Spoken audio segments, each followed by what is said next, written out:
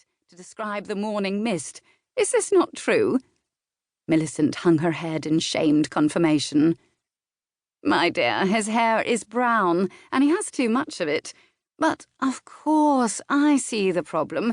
You've lines here, Millicent." Lady Peregrine pointed to the flawless corners of her own eyes. "From squinting, I dare say. Perhaps it's just that you've begun to need a quizzing glass to see him clearly." They all turned speculative gazes on poor Millicent, whose fingers flew up to pet at those imaginary lines. "Honestly, do take another look at him. Squint if you need to, we shall none of us mind if you do. Isn't that so, ladies? You'll see that he's the veriest brute. So uncommonly large. He is American-bred, they say. Surely his true parents were a bear and an Indian." "Oh, now who's fanciful?" Millicent was indignant. "The title is much wasted on him, since rumour has it he doesn't plan to spend time on English soil, but the king does have his whims. What do you think, Violet?" Violet, who knew the goal of all of this clever talk about the Earl was to impress and shock her, because everyone knew she was so very difficult to impress and shock, and who was in truth so bored, so tired of endless balls and parties and everything about them, she thought perhaps her internal organs might grind to a halt from lack of stimulation, and the only thing keeping her awake was a keen yet quite impersonal hatred of the women who stood near her, was thinking, blue, possibly. Everything in the ballroom gleamed aggressively. Light from legions of candles and lamps ricocheted off silks and taffeta and jewels and polished brass and marble, creating an obscuring glare. But when the new Earl of Ardmay had glanced toward them, his eyes had caught and flicked light like faceted jewels. They must be blue. "They say he did something heroic to earn the title," was all she said. The rumour abided. The specifics, however, remained elusive. The extinct title His Majesty George IV had resurrected, dangled before the Everseas and Redmonds, and then, in a stunning about-face, bestowed upon a mysterious and allegedly American-reared English-born Captain Flint. Doubtless it amused the king to seize an opportunity to keep the powerful Eversea and Redmond families humbled and in check, for it seemed so little else could.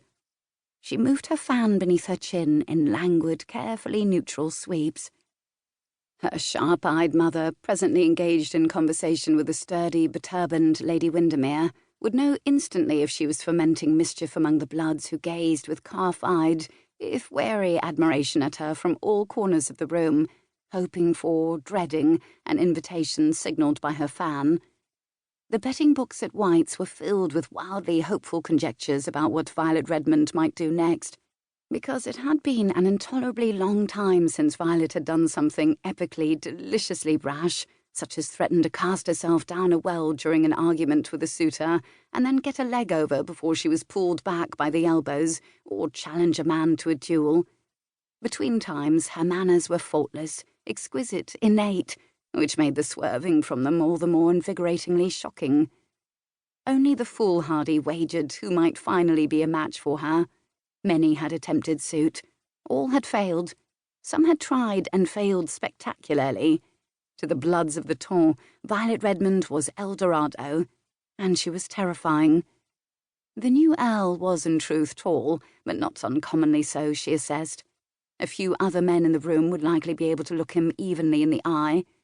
But he was large, and whereas her brother Miles Redmond was large in the manner of, a cliff, he had an indestructible quality yet somehow seemed an integral part of the landscape, and could therefore occasionally be overlooked. There was nothing unobtrusive about the Earl of Ardmay. It was difficult to place a finger precisely why. His hands were folded behind his back, one knee was casually bent. Most of the other men in the room struck similar poses while they held conversations. His clothes were beautifully cut and unimaginative, fawn for the trousers, white for the cravat, black for the coat, subtle pewter stripes on the waistcoat.